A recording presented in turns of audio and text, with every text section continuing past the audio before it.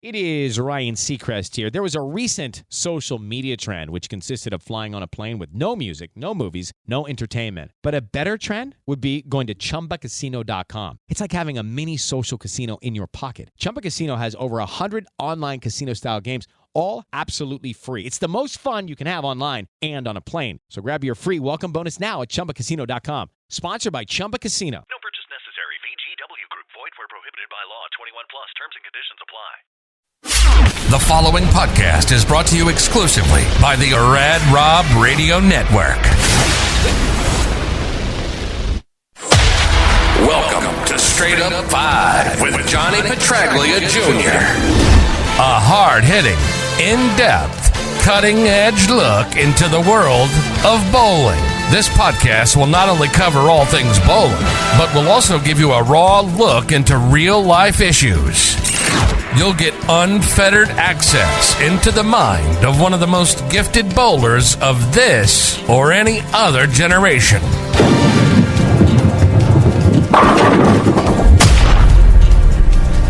So without further ado, let's introduce you to the hosts of the show. Rad Rob Francois. Rad Rob Francois. Dr. Ocho. And the incomparable Johnny Petraglia Jr.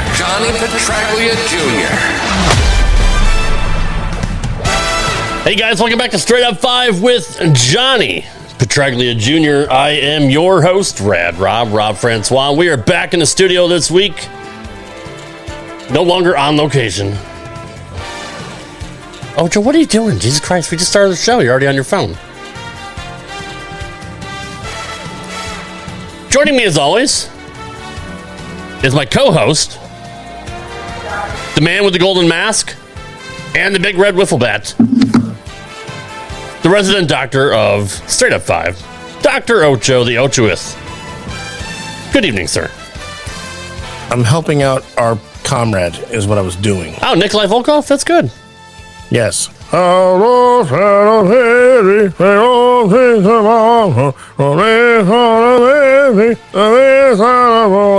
I do not support Russia. I'm not a sympathizer, and I don't have a stake in the Ukraine issue either, so leave that out of it. But no, I'm just trying to help a comrade that you just keep making fun of and giving dumb suggestions to while you cancel every other show. Also joining us is the third man, but he is the number one man. He's what everybody comes here to listen to. He is the one and only sexiest man in the world. Still incapacitated. But he's a pro, and he's here every goddamn week, and so are we. It is Johnny Petraglia Jr. Good evening, Johnny. Good evening, gents. You know, oddly enough, as much as I love going live and having everybody there in person and the interaction and all that, I'm actually looking forward to another studio session because I feel like I can be a little bit more unfettered. Yes, completely unfettered. Yeah. This could be one of those episodes where our hardcore listeners can come in and just be like, what the fuck are these guys talking about? It's going to be one of those episodes for me because, honestly, as you just said, Rob, it's been a tough trek these last few weeks, and no end in sight, seemingly, as I still can't sit or stand. So figured I'll be the first one to say that I don't have much to talk about in the world of bowling because I've kind of been more of a selfish, self-centered asshole, sticking to myself and watching nothing but candle pins in my incapacitated state over the last few weeks. So maybe we can bullshit about that also when we talk about bowling stuff. Sorry for my opening rant there, but mainly the gist of that was just to let everybody know that tonight, if my heart's not here for bowling, it's okay because we still have a kick-ass show because we are three intelligent men, and there we go. Last week we talked about your... Why apologize, by the way? I mean, your show, you don't have to. Yeah, it's your show, John. You can do whatever you want. Fuck them. I'm hurting tonight. You guys can listen later. Well, now that the unfetteredness has started, we talked about your balls last week, Johnny, but how's Big Johnny doing? I mean, you're down and out. If you still able to get it up and get any, or I mean, what's going on downstairs? What the hell is going on? I thought you were talking about my dad. So did I. Jesus Christ, Rob. Yeah, I'm still only 38, so I mean that's not an issue. Good. It's actually one of the things that keeps me going in life. So, but honestly, though, like in all seriousness, I did speak to my dad, and Big John actually finished third in the final Grand Masters senior tournament of the season in New Jersey. He led his division, the 75 and over division, but he went plus 189 for 7 games, and I think the second qualifier in that age division was Joe Krakovich at plus 12. Joe Krakovich, shit. Yeah. And Dad wound up making it to the round of 3, and then he said he lost to 2 of the younger guys from the 50 to 59 division. I said, oh, what were their names? And he goes, oh, I can't remember. I'm like, Dad, you bowled them like 2 hours ago. He's like, yeah, I didn't really get a chance to get their names. I'm like, okay. Your dad was in the zone, man. Who cares? He doesn't give a fuck if he's bowling. He's in the zone. Yeah, he was excited. He went and he bowled in a cash tournament, and he's like, yeah, they handed me cash right on the spot. It was great. Nice. That's good to see. No worrying about beating up the promoter to try and find the coin or anything. This is the old school way, man. This is like him doing like pot bowling at with the mafiosos in the 60s or whatever. I shouldn't have said that part. No, it's perfect. I mean, it's exactly right. It's literally what happened. So, have you talked about like when he wants to hang up the shoes or anything like that, or does he have like an exit strategy, or just bowl until he can't do it anymore? He'll never quit. Right. There'll never be a true hanging of the shoes. Like he'll never leave his shoes on the lane, like after a throw or something like that. Like wrestlers do, or like what's happening. Yeah, totally. What's happening with Dad is just the natural course of time is the only thing stopping Dad now. Like, you get older, your knees don't bend as much. Right.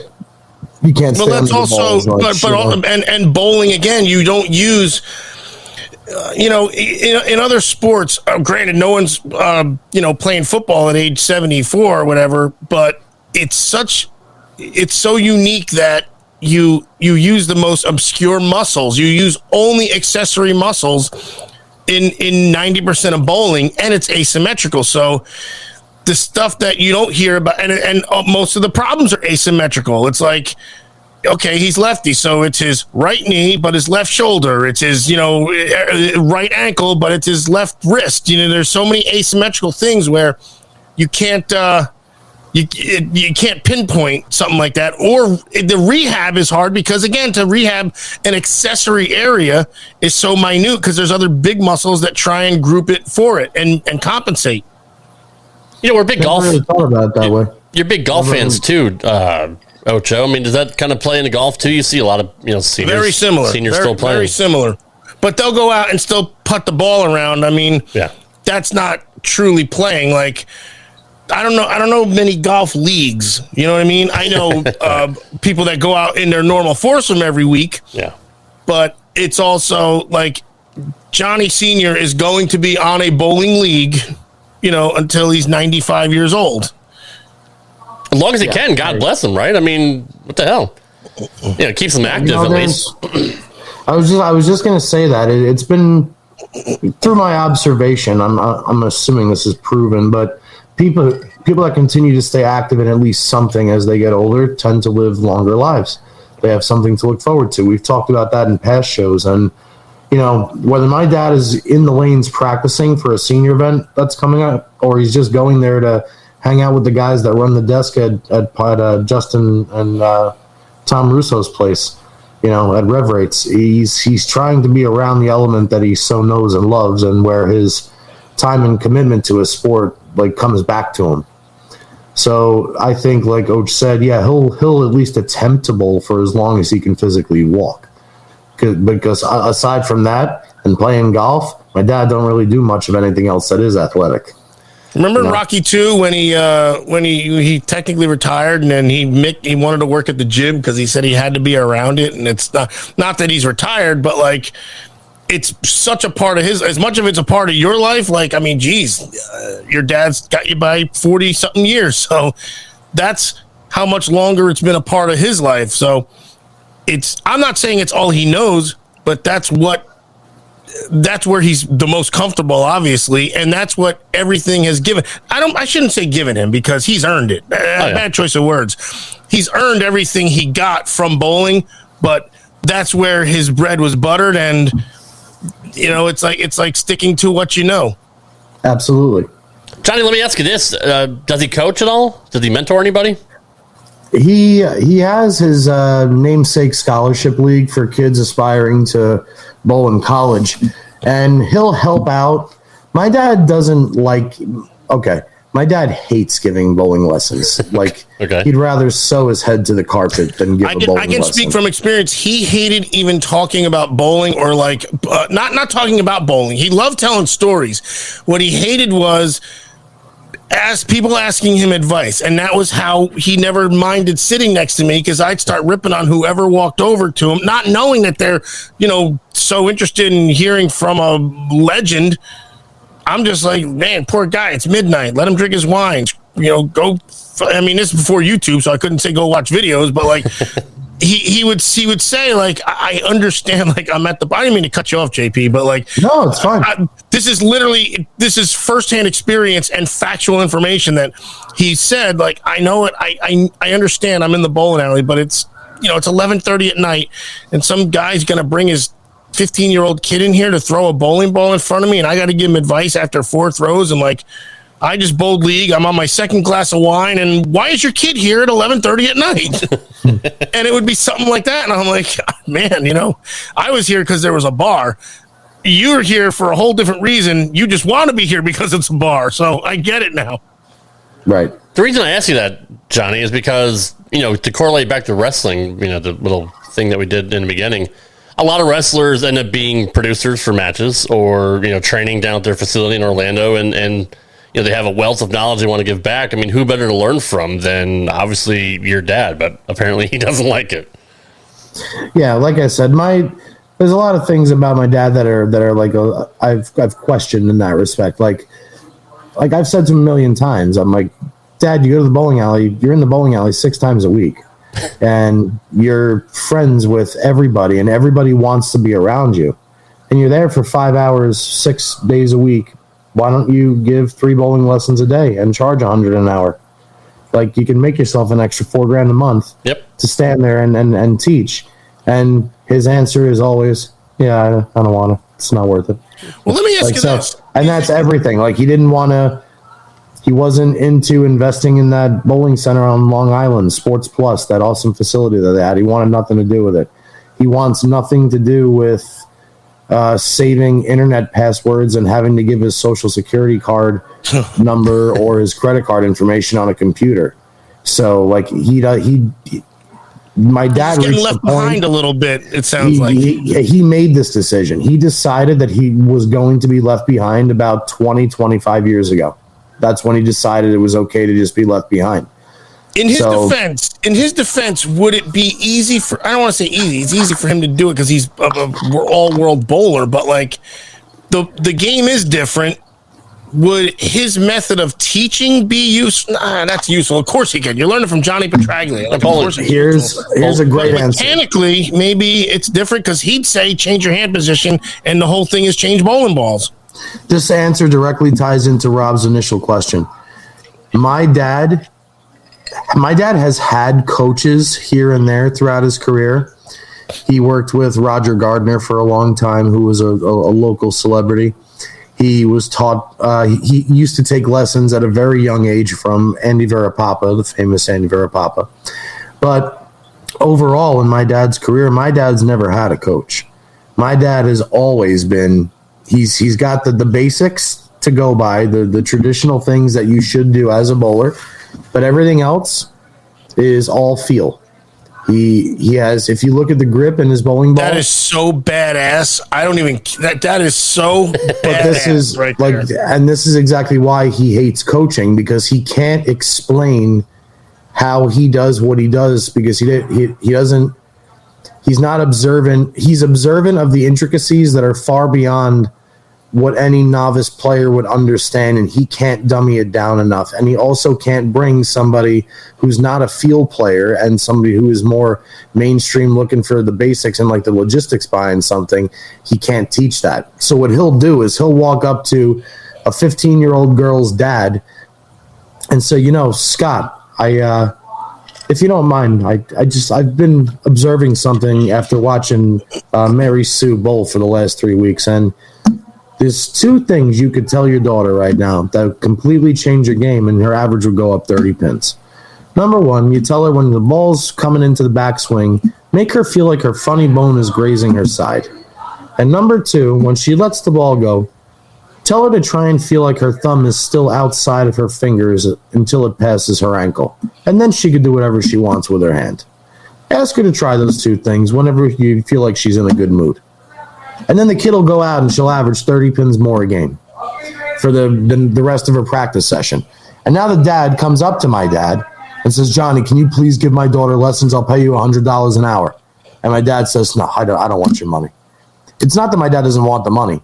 He can't come up with shit like that throughout every lesson that he's going to give to this person. He sees something that he's noticing is like, well, I'll find the one. He's looking for the one big stock. He finds the one big stock that'll make you money when it comes to identifying problems with a bowler. But he never, ever, ever wants to play the penny stocks or fuck around and sit at the computer all day and deal with stock trades. Right. Yeah. No, I mean, I completely get it. I mean, again, he's on a whole nother level too. So I mean, he could be talking about stuff that you talk about on the show that Ocho always asks you to dumb down, because we don't know what the fuck you're talking about. And he's on that level, and it takes a lot of work and a lot of time to do that, and a lot of patience. And look, he's 76 years old. How old's your dad? March 3rd, 47. Yeah, 75. Yeah, right? I don't He'll fucking be know. 76 in March. Yeah. Yeah, because we did the birthday thing last year. 75. Yeah. Okay. All right. Yeah. So your dad's 35 years old. I mean, fuck, he just wants to kind of relax and enjoy himself and hang out the bowling alley. I mean, you can't begrudge him that. He's, like Ocho said, he's fucking earned everything he's gotten. So, leave him alone. Fuck you guys. Go learn from somebody else. Yeah, that's basically what he does now. So it's it's a decision that he made in his brain a long time ago, like many others. Yeah. It's hard to teach an old dog new tricks. He's set in his ways, and it's nice to see that when it's a shame half the time to see something so prevalent. Is that the right word? And he's kind of unwilling. Like if I have a perfect solution for a problem of his, he'd rather stick to his guns of being an asshole about it rather than taking the advice. Yeah. Yeah. I mean, my dad's the same way. He's 76. So I mean, I get it. I completely get it. I don't know if you noticed, Ocho has left the room. Should we talk shit about him? Yeah. Nah. No. We'll let him go this time. Not worth it? Mainly for Gabriella's sake. I mean, it's rude to just get up and walk away. I mean, obviously it's an audio podcast. I could just edit this part out, but I'm not going to because he's an asshole for walking away. Well, at least he brought a nice logo for our show today for us to admire in his face while he was gone. That's fair. So they've recently announced the awards for 2022. Were you shocked that Belmo won his 7th Chris Schenkel Player of the Year award? No. What about you? What about you, Oj? No. Okay. He obviously earned it. I mean, he had a hell of a year last year. He got 62% of the vote from PBA members and the media, which, you know what? God damn it, Baseball Hall of Fame should do that too. I was just reading an article that Kurt Schilling and Roger Clemens are going on the veterans ballot next year, which means the fucking players can vote them in their final year. They missed the induction last year on the final year of the writers, what do you call it, votes. But writers are fucking assholes, and they carry grudges, and they shouldn't ever be able to vote on somebody's fucking career when it comes to a Hall of Fame.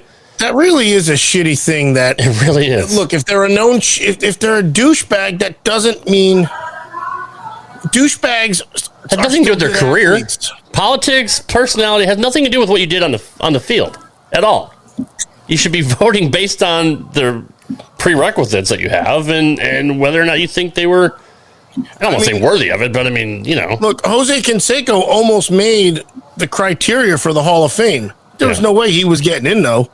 Right. Like, it's really, it's shameful. It is. But that's why I like bowling, because it's typically, fellow bowlers that vote on it. Just like, the president of the PBA is typically another bowler. I really do want to see a jack dude come in and just freaking start cleaning house and winning everything, and then starting the scandal of, like, is he juicing or not? Like, that's what bowling needs, is a fucking scandal. Seriously, think about it. It's so funny as I was on the map. I was just thinking about something close to what you just said, but a little bit different. Like, obviously we know today was election day for the midterms, right? Yeah. Or yesterday. Yesterday. Yeah. Today's right. Yesterday. And, the results aren't in yet, so I mean, what the fuck? Yeah, I was gonna say they're still counting, but like coming from me, who absolutely despises politics, I absolutely fucking despise it. I absolutely despise it. Even I turned on the goddamn television to watch because of all the hype of the red wave or this these states and this control. It was riveting television for a little bit. Riveting television. Yep. So I got juiced up to watch something that I could give a flying rat's dick, not only give a fuck less about, but something that I actually like go out. I go out of my way to you turn flat that out shit hate off. it. Right. It wasn't like you were channel surfing and you were like, "Oh, I'll watch this." You're like, "The one thing I will never ever watch is this," and there you were watching it, dude. I legit go out of my way to turn that off and those commercials of the dogs in the shelters. Oh yeah, absolutely. With the sappy music. Fuck off, those are two things that I'm like, I will. Sarah end McLachlan my makes own me cry. life trying to turn these off. Anyway, agreed. Soccer. I am not a soccer fan. I am so excited to watch the World Cup. They got one event that I'll fucking watch, and it lasts a month. I didn't watch any of the regular season of baseball, but I watched every single playoff game. Yep. Football. If it's on when I'm home on Sunday, fine, but I'll watch the Super Bowl. Bowling doesn't have one event in any capacity. No true people spectacle. Gear up for, like, oh my God, it's the bowling event this year. True. That's where they all get really fucked up and get in a huge bar fight in between squads, and then they go out and they bowl for $1 million. Well, you know what? But still, they have their majors. But again, for some reason, it just doesn't seem to hold the mud that, like, look, U.S. Open tennis, Australian Open, Wimbledon, right? Yes, French Open. And again, golf. We need to say it? The Masters, the British, the U.S. and the the PGA. Like, you get geared up for it, and that's where. And it could be coverage also. We don't know. And they're the same. Well, actually, they were a little different, but like they're usually the same every year. U.S. Open in tennis is always like first week of September or like something, you know what I mean? It's always around Labor Day. Wimbledon is always around like July 4, like June, end of June, July 4th area. So the consistency's got to be a thing too. But I know it's also depending on if they can get a bowling alley to host a damn event. So. But even back in the day, Ocho, when it was at its hottest, in the 80s on ABC, nobody got geared up for the U.S. Open or the Firestone. Right, that's true. But everybody's watching anyway. Yeah, they were geared up for bowling in general. Right. They just happened to be like, oh, shit, it's a major today. Well, I guess, right. Which... unless Pete was going for his, 5th or 6th or whatever at that time, whatever. I mean, maybe that's a big deal. Maybe there's a storyline people were following, but...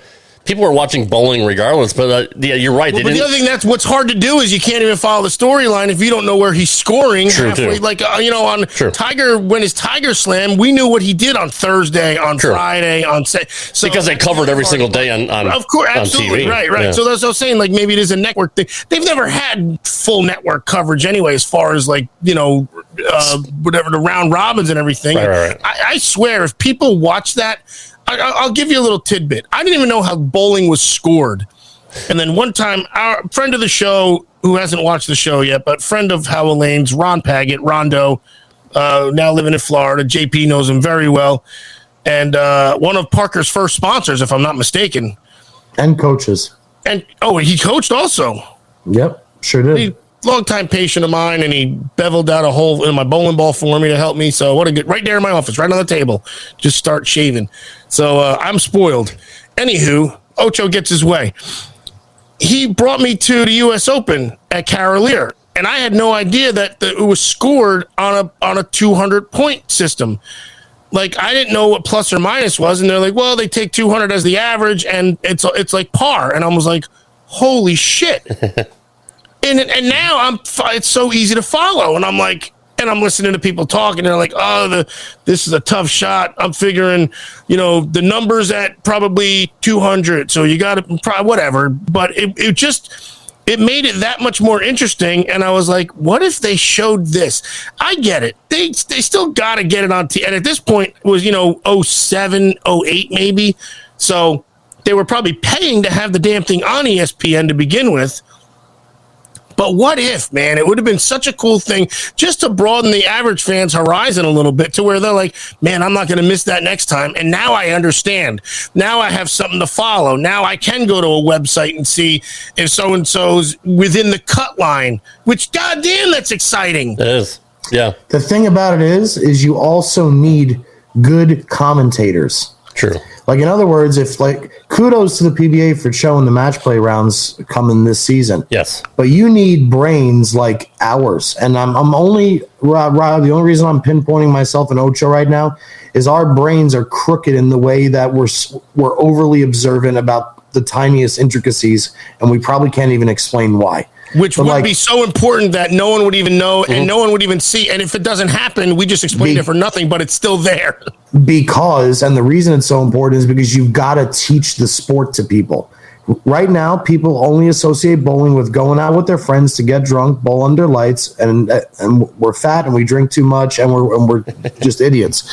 What they need to learn is, as there's 4 camera guys out there for those match play rounds, and you're filming Thursday, Friday, Saturday, leading to the show on Sunday, you make sure you explain to these people why Ronnie Russell is getting excited at this point. You explain that if DJ Archer doesn't throw a double in the 10th in game 6, that Matt Sanders, who's 4 lanes over, who we have the second camera on, can get up and go strike spare, and then they tie, and then there's a roll off, and you have to explain. You got to paint the story, you got to paint the story of everything you're watching the same way they do when they're on tour. You know what club they're hitting. You know that Tiger's last 3 times on this hole he went birdie, birdie, birdie. You know which way the green slopes. You know how many stroke lead he has ahead of second. You can't have people like fucking Randy sitting in there talking about gravy trains and fucking biscuit wheels and more slippery than a whatever the fuck he said last week, than an otter's stomach or some shit like that. The damnedest thing is and it should be even more important because, like, I get pissed off watching golf where, freaking Johnny Miller would say, "Oh, that putt just cost him $40,000." Okay, so the guy went from making $380,000 to $340,000. I'm not crushed for the guy. But you're talking now, if this dude don't make the cut, he may be out of the exemption status where it's that much more important. And I don't mean, it's not to pound on their sorrows or their detriment, but it's like, okay, if he doesn't strike here, he has to now pay to freaking bowl next year because he's not exempt. I don't know if that's a thing, but like, you know what I mean? Just because it's that much more important. These guys have regular jobs, most of them. Yeah. No, you're absolutely right about that. And, there's got to be like some kind of drama, right? I mean, you can't, like you said, you and Johnny would be great at breaking down. It's like, I could do the play-by-play. Who doesn't like a story? You know what I mean? You guys would paint the picture and give the story and tell people why this means something. And then you'd be the guy that says, and he buried it, and now and then, you know what I mean? Like, it's like having the color commentary versus the play-by-play guy, and that's why... I totally get it. Like you used to say, that's probably why Bo Burton was so good, because I think you were the one that said he would do that. Yes. Like, he'd paint the picture, and I don't know. I almost feel like they act like they're lucky they're on the television now, as opposed to setting something up for next time and keeping the storyline, because the story still has to continue. True, but I don't honestly, between Rob Stone and Randy Peterson, I think it's just they're fucking really, really good friends, and they just feel like they can bullshit and do their inside jokes and all that, and try to put themselves over instead of putting the talent over that's on the lanes. I mean, I know they say how good they got these guys bowl and things like that, but like they're still not. I learned nothing as far as the people that are bowling. I mean, unless it's Belmo or something like that, and of course the cream always rises to the top. But it would be fun to find out about. Here's a case in point. So first of all, I didn't even know they bowled that many games.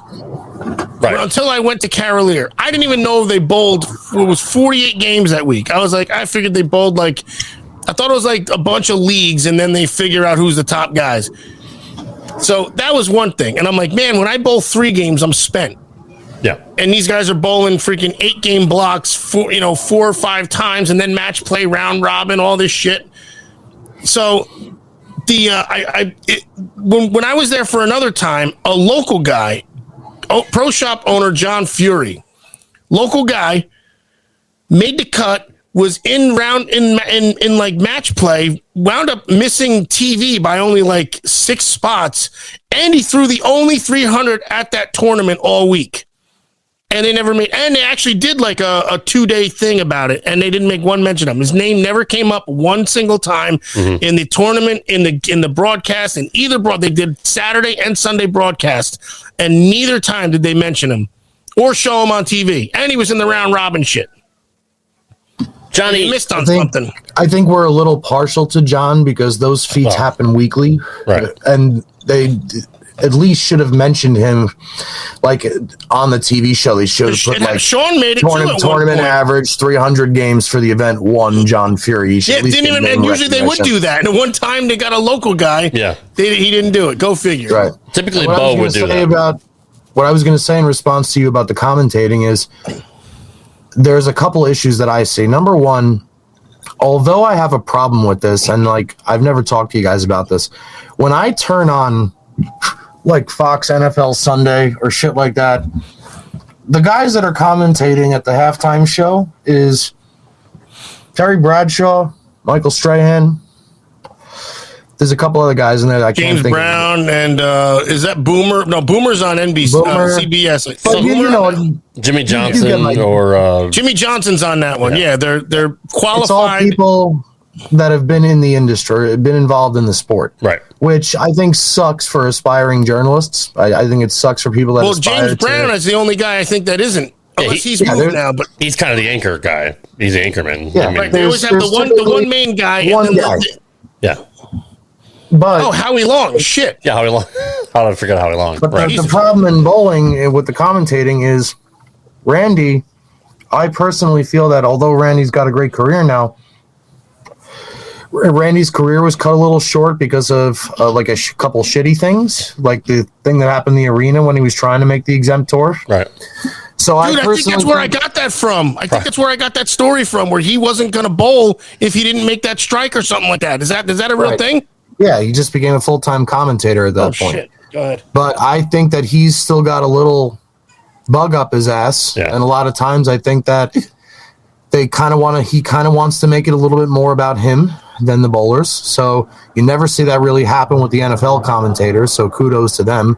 They usually give credit where credit's deserved, and they don't really shit on anybody or go out of their way to talk about how good they were when they were out there. And then Rob, he's not James Brown. He's a guy that knows nothing about bowling. And that bothers me because Rob Stone's been doing this long enough that he should at least know what a guy needs in the 10th frame to win a fucking major. Yeah. He doesn't. And Randy is kind of so soaked up in his jokes and himself that he misses the boat on letting the general public know what's happening. So not only are we watching a sport that the majority of people know nothing about or how to keep score or anything like that, now we're watching 2 guys that don't even know how to talk about it. Rob and I were talking before we came on air about how we've both been watching candlepin bowling. Yep. I did not know that a game was called a string. I now know that a game is called a string. I know that they don't call it a bucket. They call it a diamond. I know that the 2-4-5 or the 3-5 or the 3-5-6 is called a triangle. I know how hard it is to throw a fucking turkey or a 4-bagger, and I understand that the dead wood on the fucking deck is very important for a lot of shots that otherwise would be impossible to make in regular bowling. Right. I've started to understand the scoring system because the commentating is consistent, like you said earlier. Like, I can't do that when I turn on bowling. It just looks like, oh, I turn on bowling today and I see Terrell Owens and Nelly. And then I turn on this week and I see a guy that looks like Bob Ross. And then this guy throws it with two hands. Okay. And they're kind of just throwing bowling balls. And there's no explanation and no story and no, just imagine you put on the NFL and the play-by-play guy is someone who's never watched football before. And it's like the guy in the middle, number 12, comes back and he throws it. Is that illegal? Is that what is he doing? He's throwing the ball. The other team caught it. Now what happens? Like, just think about that. Like, the absurdity. Well, I mean, they expect the people tuning in to watch bowling already know. Like, they're not trying to get the casuals. They're not trying to get the people that may not understand it. The announcer doesn't know. And the announcer's like, hey, what do we call this? And, like, I remember when he first started commentating, he would crack joke. He said he's from soccer and literally admitted he doesn't know anything about bowling. And he was calling Peter Parker.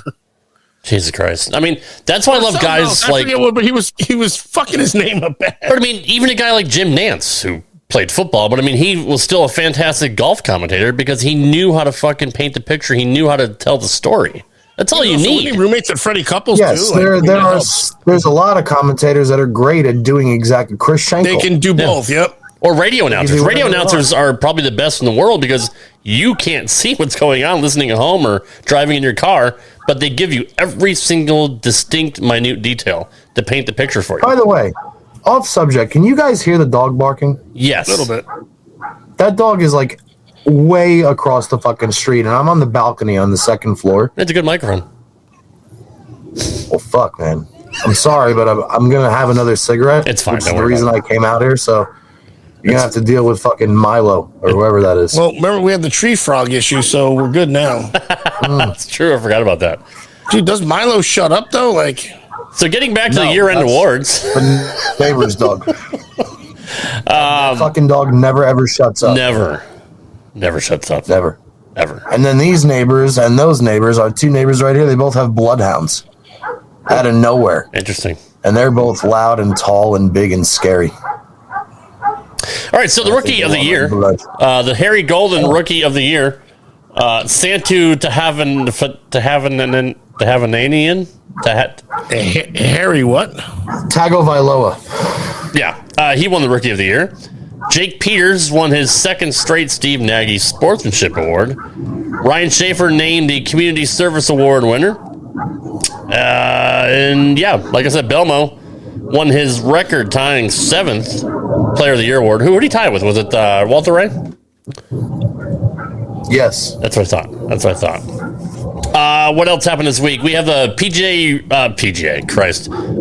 regional recap. Pete Weber won title number 56. So congratulations to him. 56?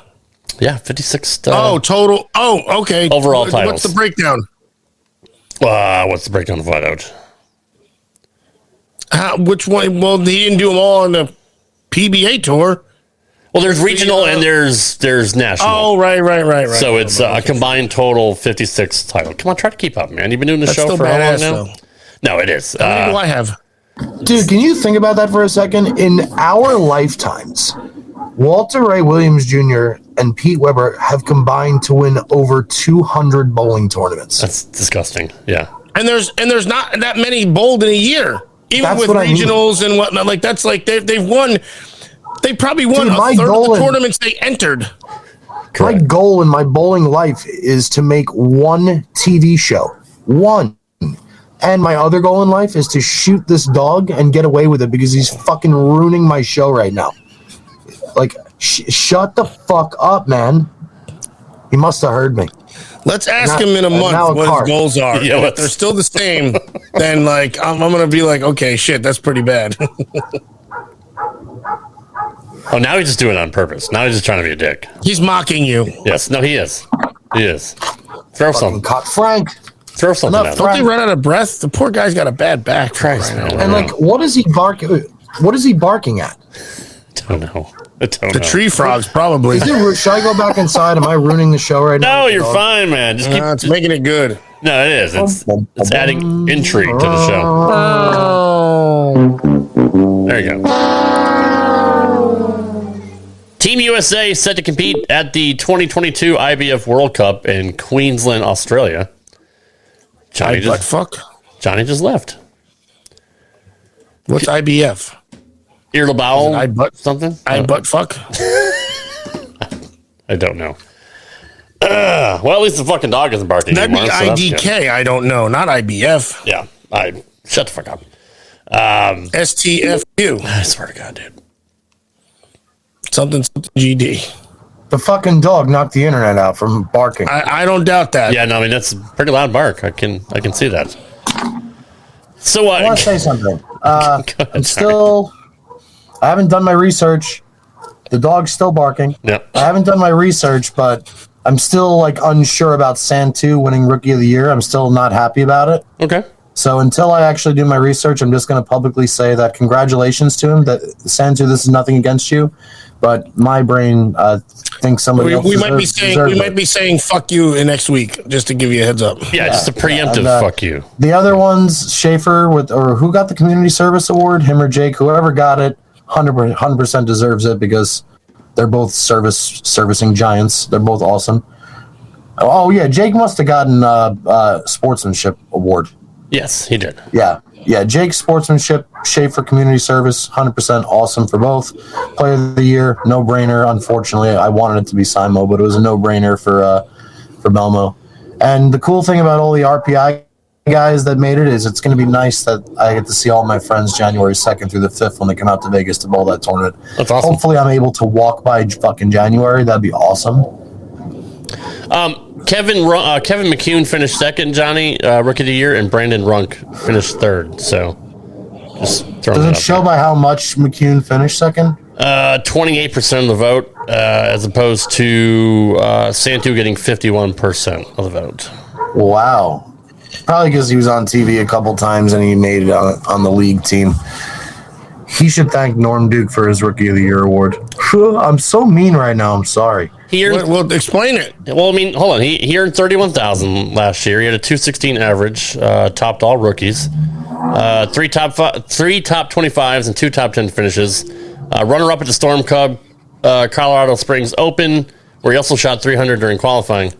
So he finished higher than any rookie this season. So I mean, based on stats. All right, fine. Damn it. Fuck. All right, good. All right. But what were you going to say just to play out the drama? About what? I don't know. You were going to say something and I cut you off. Or Ocho asked you a question, or I don't fucking know. Yeah. What? No. What was what Norm Duke do to get? Oh yeah, there you go. He selected him to a PBA league team. Mm-hmm. So he got more television exposure. That's right. You mentioned that last week.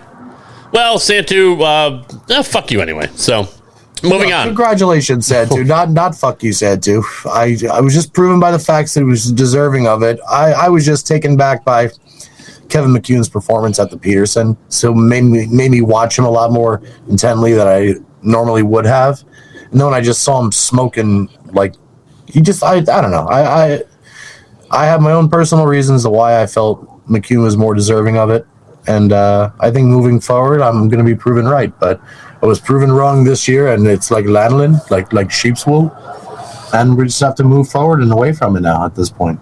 Well, let me just say on my behalf, and this goes for nobody else on this show. Fuck you because I can't pronounce your last name. Is that fair? Yeah, it is a tough one. It is. Team USA set to compete at the 2022 IBF World Cup in Queensland, Australia. And Ocho wanted to know what the IBF was. Or what does it stand for? Do you know, Johnny? International Bowling Federation? There you go. How fucking hard is that to figure out, Ocho? Come on. So it's not That's not right. That's not I have no idea. I don't it's know. It's probably the International Bowling Foundation. I don't know. Is that a picture of my back? Yes. No, that's the logo. No, that's the logo. That's with the the logo. face this time. Yeah. Hashtag fun bags. Hashtag lovely logo. Team USA is comprised of Stephanie Johnson, Brianna Cote, Danielle McEwen, Jordan Richard. The men's team will be Jacob Buttriff, AJ Johnson, Chris Prather, and Kyle Troop. This year's World Cup is. Go ahead, Johnny. There is so much talent in those 8 names. Yes. Yes, absolutely. Which, by the way, I heard Stephanie posted that she had a few hiccups getting there, but she made it safely. I wondered if she had like some layovers or whatever it was, because that's a long trip as it is. So if there's a fucking hiccup. Queensland, Australia. Very long trip. Oh, my stars. Yeah. Oh, man. So it's like 24 hours to get. It's like 20. It's like a day to get there with no problems. And they're like in the future. Like, that's how far you got to go. You're literally going. Yeah, I know. You have to go to tomorrow. Yeah, they're like 13 hours ahead or something like that. It's crazy. I wish they'd tell me who won the Penguins game, because I have them tonight. I used to think that was a thing when I was a kid. Me too. You know what else I used to do when I was a kid? I used to tell my mother to have my grandmother email or mail me all of the Monopoly puzzle pieces from Florida. Yeah. And then I would tell my dad to make sure he ate at McDonald's at least once in every state when he would drive like to California for the West Coast swing, because I felt that different states would distribute different pieces and I would win the $1 million. And then one year my mother is on the phone with my grandmother, and I have Park Place, and you need Boardwalk for the $1 million. And my mom calls from downstairs, and she goes, "Hey, John, the grandmother said she got a blue piece. You were looking for a blue piece?" And I was like, "Yeah, Boardwalk. Does she have it?" And she goes, "It's Baltic." "Yeah, your grandmother thinks it's Boardwalk, but she doesn't have her glasses." And I'm like, "What do you mean?" So they're teasing you about $1 million? No, then she goes, "No, I'm sorry, John. It's Park Place." I'm like, "How bad are grandma's eyes?" No shit, right? Like that's 2 words. That's not like, one word. It's Pennsylvania Railroad. Sorry, John. Sorry, John. It's Mediterranean. My bad. Yeah, I was just gonna say it's Mediterranean. Hey, look, you still get $4 a month in rent. Look, Connecticut's technically blue. It's azure. I don't know why. All right, sorry, babe. Sorry, I'm sorry. Maybe next time we'll get Marvin Gardens, because that's at least a big screen TV. It's fucking great. I actually know the Monopoly board in order, so I hate that I know that. Yeah, me too. You know too many things. So speaking of the whole future thing, like this Y2K. Remember when they were showing like everybody having New Year's like in order, and Australia's was first, and it was like, I forget. I don't know. It was like 8 hours ahead or 10 hours ahead of us or something like that. And I was like, all right, shouldn't all their shit have shut down by now? Exactly. And I'm like, well, if theirs didn't, then we're good. So it was a fun night instead of, all that noise. You're watching Australia, China, fucking Japan. Yeah, we're going in order. And I'm like, and if it happens to them, we should be better prepared now. Let's hunker down. Let's get our shit done. And see, I thought like if Japan definitely went down, like we were fucked, because like they make all our electronics and shit like that. So that was the one I was watching the most. But yeah, I think my mom still has like water from fucking 1999 because of Y2K. Finally, the 2022 PBA Regional Players Invitational returns to South Point Bowling Plaza in Las Vegas. The regional, featuring 132 of the best PBA Regional Tour players over the course of the 2022 season, will be held January 2nd through the 5th, 2023 at South Point in Vegas. Johnny, going to go there to watch? You know what? I absolutely am going to go and watch, and I'll tell you why. I don't watch a lot of NCAA football. I'll be honest. I don't really watch a lot of NFL, but I'm way more into the NFL than I am NCAA football. But diehard NCAA football fans, and I agree with this, have always said to me, NCAA is where it's at, because every single player on that field is playing to try and make it into the NFL. Right. Like, they are playing hard every fucking play, right? Yep. And I respect that. And for free. I mean, the scrubs are playing for free. Right. We know what's going on with this, but it's all heart and it's all determination and it's all for the love of the game. It ain't for money, that's for sure at that point. So these 130 regional players, these are guys that have committed every single weekend of their time to traveling to these random bowling centers in like bumfuck Middletown, Delaware, and all these far out there places that have nothing but a gas station and a fucking Denny's. Oneonta, New York. Yeah, exactly. And they're driving out to all these places every weekend with their wives, their children. They're staying in random hotels at the cheapest rate they can possibly get to bowl in these tournaments that have an average first place prize of $1,500 to $2,000. And we know the cost of living right now between food, you driving to an event that's 3 hours away with your wife and your 2 kids. You need food for all of you. You need a hotel room for at least one night. Your expenses are probably upwards of $700 or $750, or it could be. Dude, you're barely breaking even if you win this damn thing. Holy shit! So they're going out there all these events just to earn enough points to be able to go and compete in this event where it's a bigger prize fund. You're in the palace of bowling now, and you're bowling against everybody that's as hungry as you, doing the same shit in their respective regions of the country. So I definitely go and watch that tournament because those are all the guys that fucking still want it, that still crave it, that still have that dream. That dream is still keeping them all going to a certain extent. And I'll go watch the RPI for that, and for that alone. Ocho, got anything to say as we wrap it up here? No. This turned out to be a good show, considering I wanted nothing to do with bowling tonight. It always does, Johnny. I was gonna. And there's airplanes flying over you, like dogs barking, airplanes. Look, there's a spotlight after you now. Tree It's frogs. this is like in war games. Did The you FBI is outside. Tonight, with all due respect, considering the only things I could do is what you guys can see me doing right now, and that's lay down. You're going to have to deal with the fucking noise so I can smoke some cigarettes. That's exactly right. No, that's exactly right. It's fine. Like it's like he's been so bored he became a super hacker. Now he's hacked into the system. The Whopper's going to blow up freaking Russia, playing global thermonuclear war. Shall we play a game? Where are you guys going right now? What happened? It's war games, man. War games. You never seen the movie? Matthew Broderick? Is it from like the 60s? 80s. Wouldn't you prefer a good game of chess? Greetings, Professor Falcon. Hello, Joshua. And I hate that they type out and speak. Hello, Joshua. You need to watch. I'm gonna head out. Yeah, you need to watch that, Johnny. All right, Ocho, what's your Twitter handle? Matthew Broderick, man. By the way, Dr. Ocho, thank you for sending me the Marietta, Georgia position to, or what's it called, that stretch? The Marietta. I live there. How the hell did you come up with that? The Marietta, Georgia. What's that from? Oh, great bowling alley there. I bowled a $2.99 at Marietta Lanes. Beautiful bowling alley. It wasn't. It is now. It's a Brunswick. Well, it was a Brunswick zone facility with an extremely upscale bar and like lounge area in there. It was open 24 hours a day, so I'd go there with a John L. That's when John L. gave me a bowling ball. He came down to visit. We played a bunch of golf and had some soda pop.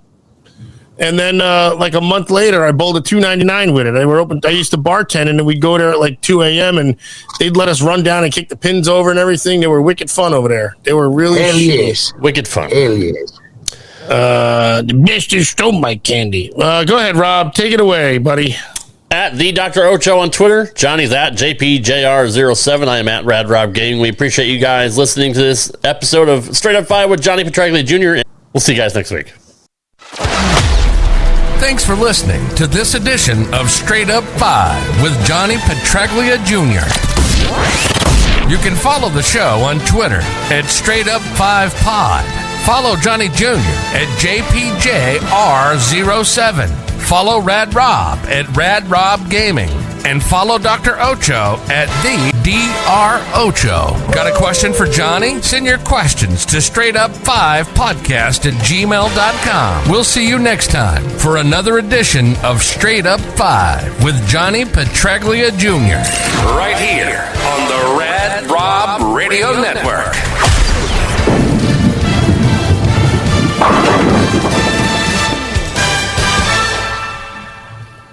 I love that fucking outro. It's so good. Guys, I love you. I got to piss like the Dickens. All right, Johnny. Love you too, buddy. We'll see you, man. I'll talk to you guys over the text for the night. I did. Later.